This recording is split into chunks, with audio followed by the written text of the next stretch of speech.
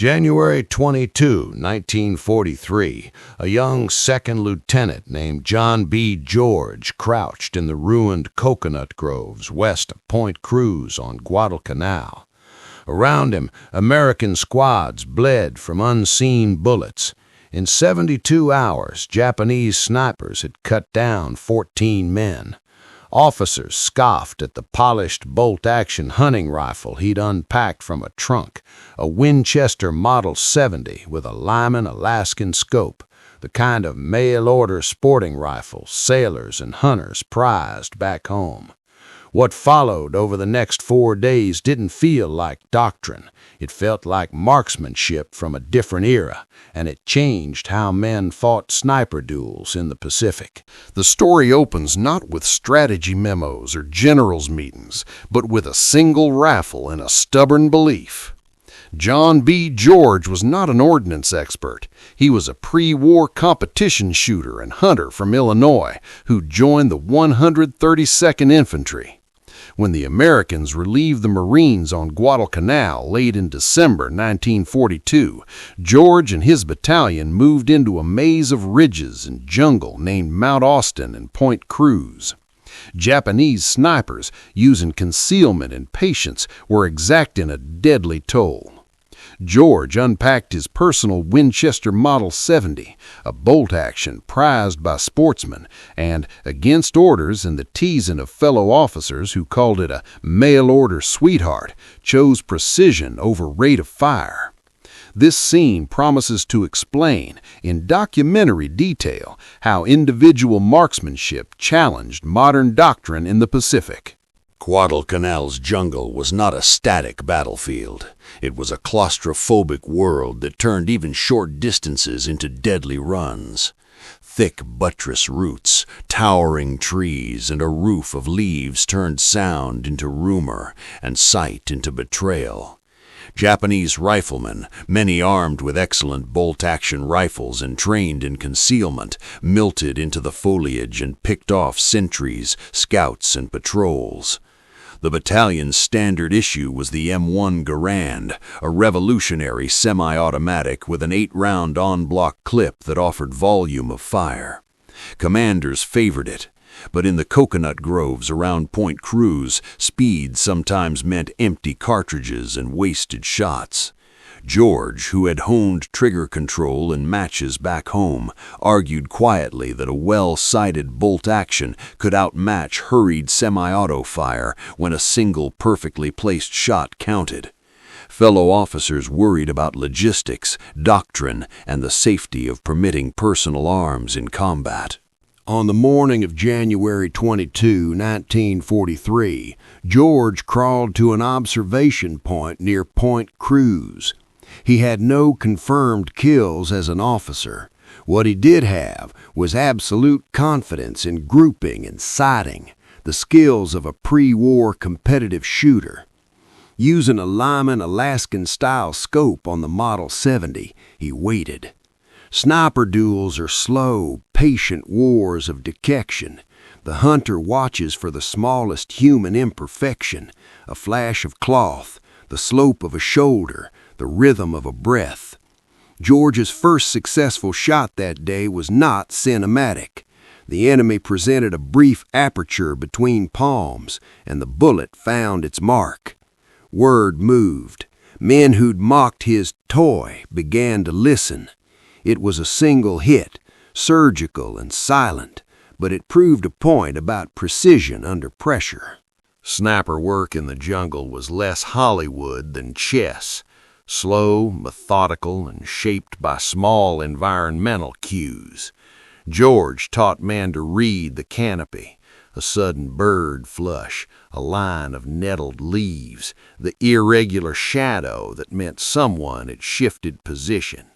He emphasized wait time over frantic suppression, breathing over rate of fire.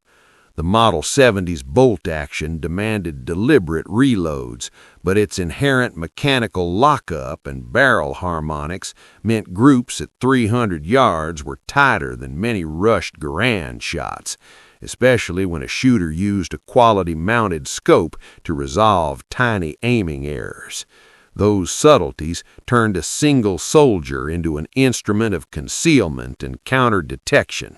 Ridicule was social pressure. Performance was persuasion.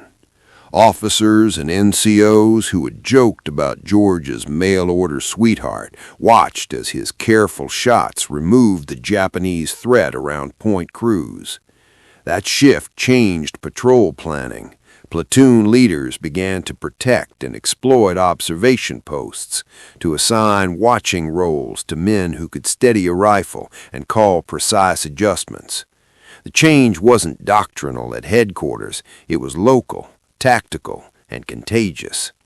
Word of a hunter's bolt action that outshot hurried semi-auto fire spread across foxholes and chow lines, and men who once distrusted privately owned arms started asking to borrow his scope and techniques.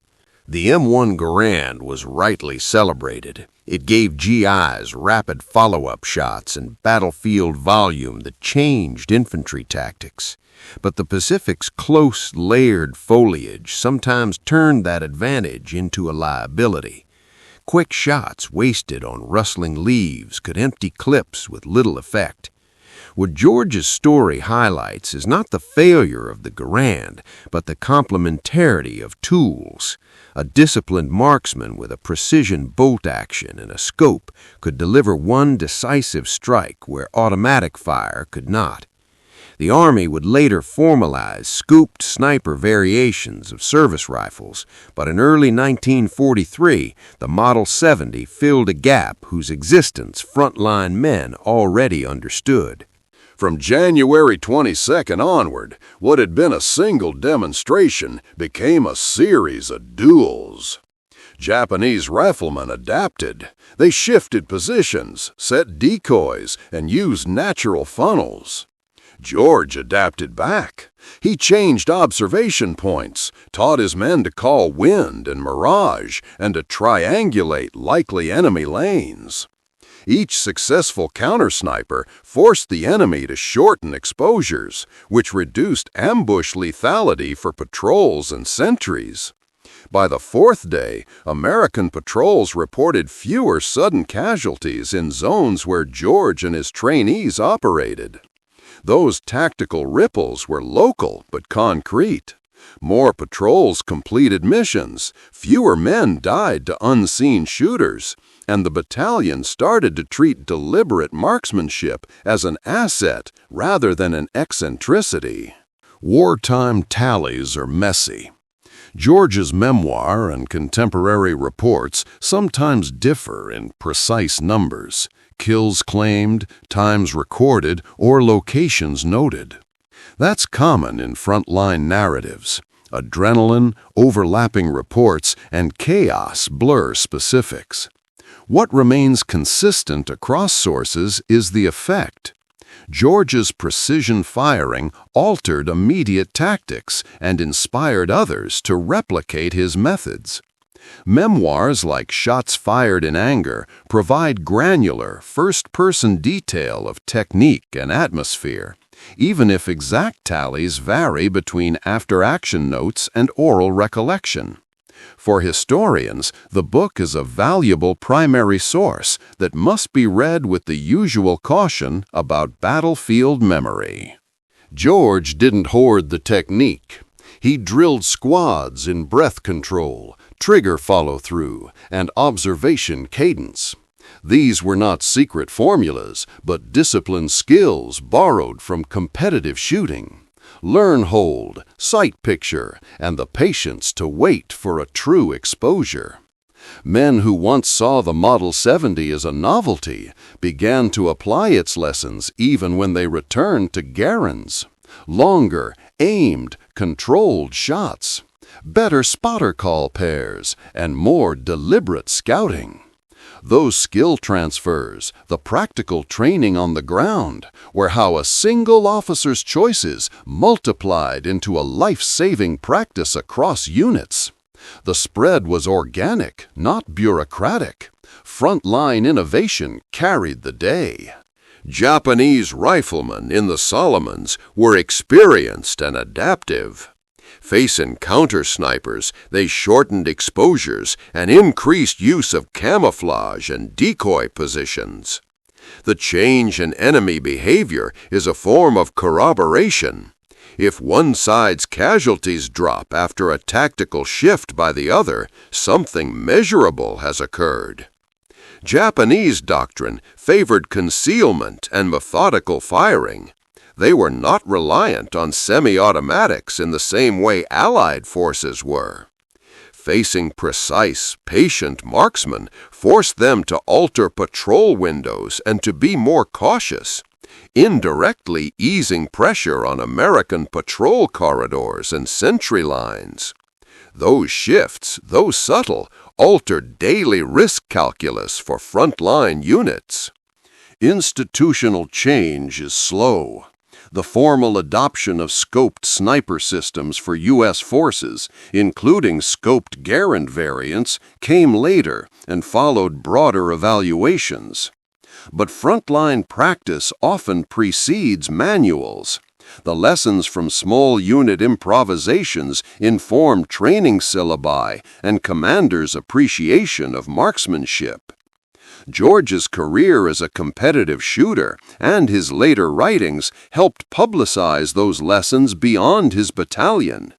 His memoir, reprinted and discussed in firearms and military history circles, became a touchstone for understanding how individual skill shaped combat outcomes in the Pacific. The ripple from Point Cruz to doctrine was indirect but real. By late January, the battalion carried a different psychological load. Fewer necks craned at random tree lines, fewer patrols aborted after an unseen shot.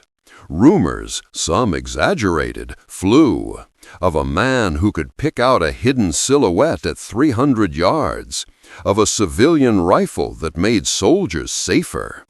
That blend of fact and folklore mattered. Morale rose where men believed leadership valued skill over blind conformity. At the same time, senior officers watched these developments with both interest and suspicion.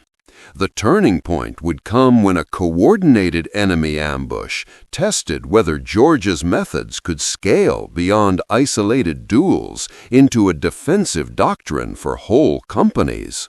A test that would determine whether the innovation remained a local miracle or became a replicable tactic. A coordinated Japanese ambush on January 28 was the sort of trial that reveals whether a field innovation was fluke or method.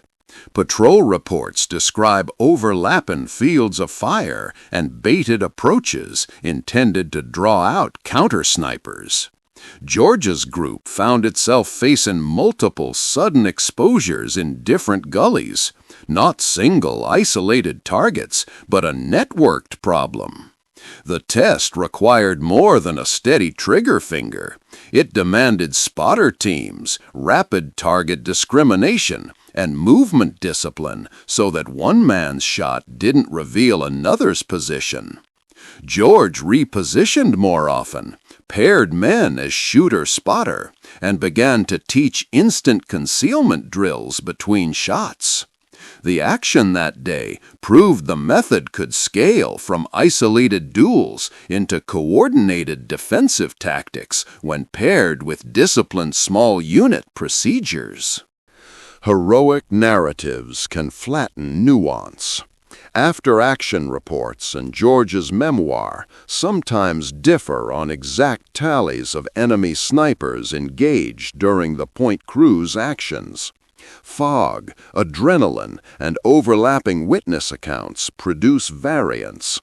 What historians value most is not a precise kill count argued in online threads, but the measurable consequences. Reduced patrol casualties in sectors where disciplined observation and precision fire were used, and faster mission completion rates. George himself later cautioned readers about battlefield memory's hazards, even as he recorded his techniques for posterity. The story's power lies in effect, not in inflated numbers.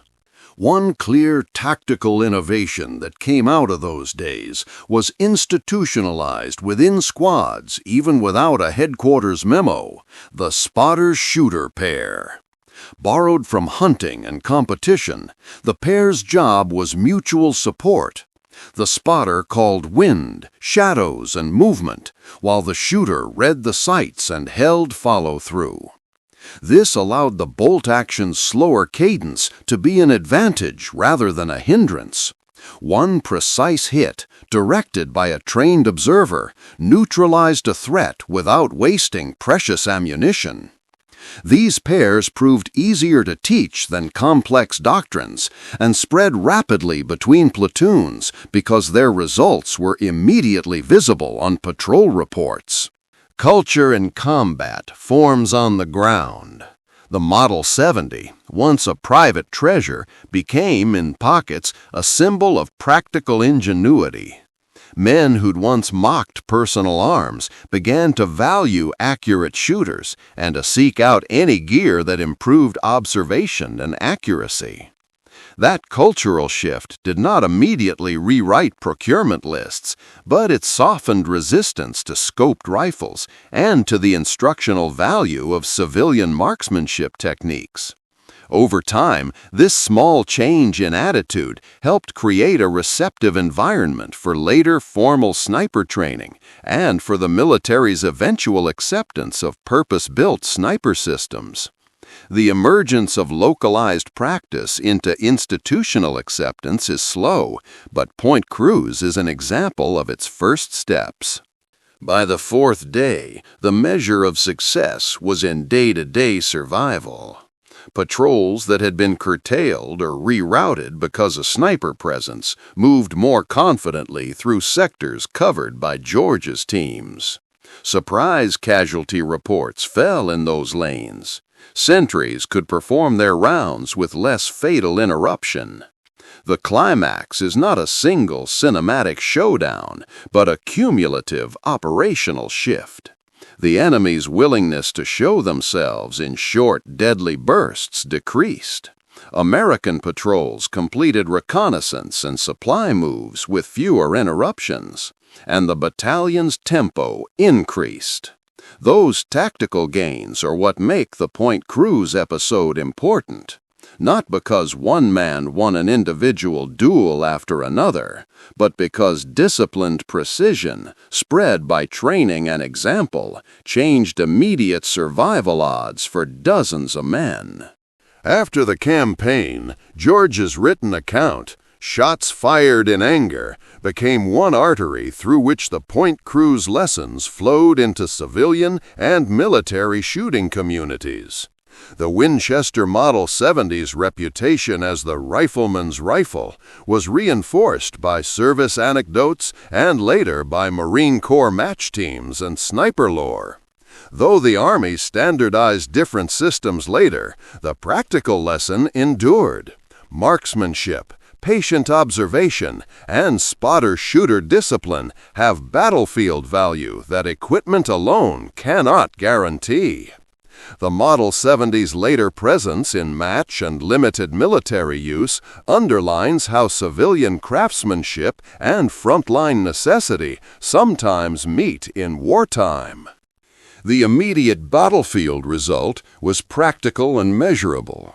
Patrols that once skirted certain gullies moved back through them. Supply parties whose runs had been repeatedly ambushed began to make the route on schedule. Those gains came not from a single heroics-laden firefight, but from reduced exposure time and better threat discrimination. Platoons reported fewer sudden casualties in the zones where trained spotter-shooter pairs operated. Commanders who had been skeptical took notice when after-action reports showed increased mission completion rates and stabilized frontline sectors. In short, the Point Cruz adaptation restored operational tempo, the quiet currency of campaign success. History's appetite for neat numbers collides with the messy reality of combat. Online debates and some popular videos would later argue about exact kill counts attributed to George, and amateur historians would parse after-action notes for confirmation. Serious historians treat these disputes as normal. Battlefield memory, overlapping claims, and record-keeping inconsistencies are expected. The important analytic task is to weigh outcomes. Fewer patrol losses, altered enemy behavior, and the spread of effective techniques, rather than to fetishize a flawless tally. That sober view preserves George's contribution without turning it into legend. A brief technical note clarifies why a bolt action with a quality scope could outperform rapid semi-automatic fire in certain Pacific contexts. The Winchester Model 70's solid lockup and barrel harmonics promoted consistent shot placement. A well-mounted Lyman-style scope resolved small aiming errors at 300 yards, and disciplined trigger control reduced shot-to-shot dispersion. In the humid tropics, optics required frequent maintenance and zero checks, luxuries in combat, but where crews managed them, precision paid dividends. Ballistics also mattered. The 3-06 round used in many Model 70s had excellent downrange energy and could stop a concealed shooter with a single well-placed hit. These are the hardware reasons that, paired with sound technique, produced effect. Formal adoption of sniper doctrine and scoped systems lagged frontline practice, but the Army did not ignore lessons forever. Post-campaign evaluations, combined with veteran accounts, nudged procurement and training toward greater attention to marksmanship and optics. Scoped rifles in various forms appeared more often in later field trials, and specialist schools drew from civilian shooting knowledge. The path from a private Winchester in one lieutenant's foxhole to institutional acceptance was neither direct nor prompt. But Point Cruz is an example of how persistent, practical success can seed doctrinal change over years rather than days. In memoirs, reunions, and small unit histories, George's name persisted. Firearms enthusiasts celebrated the Model 70's battlefield pedigree. Military historians debated accounts and emphasized context. That mix, reverent commemoration on one hand, critical scrutiny on the other, is healthy for history. It prevents uncritical hero worship, while still honoring practical contributions that saved lives. The Point Cruz story sits at that intersection, a tactical vignette that offers lessons about initiative, adaptation, and the humble mechanics of survival in jungle war. Today's modern sniper schools trace lineage not to a single rifle, but to accumulated lessons about concealment, observation, optics, and disciplined fire. The Point Cruz episode is part of that accumulated wisdom, a frontline innovation that underscored the role of patient observation and paired teamwork. Civilian marksmanship communities also absorbed and celebrated such stories, shaping a cultural bridge between sporting practice and military craft. The Model 70's later renown owes as much to craftsmanship as to battlefield anecdotes, and that convergence is how tools and tactics co-evolve. The story of John B. George and his mail-order rifle is a reminder that warfare is as much human judgment as it is technology.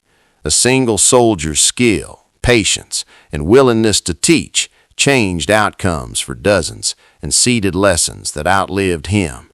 If you found this account revealing, consider diving into primary sources, battalion reports, campaign histories, and George's own memoir, and judge for yourself where memory ends and measurable effect begins. Subscribe for the full documentary series on frontline innovations. Comment below with sources you've seen, and share stories of overlooked tactical adaptations you think deserve a deeper look. History grows richer with careful curiosity.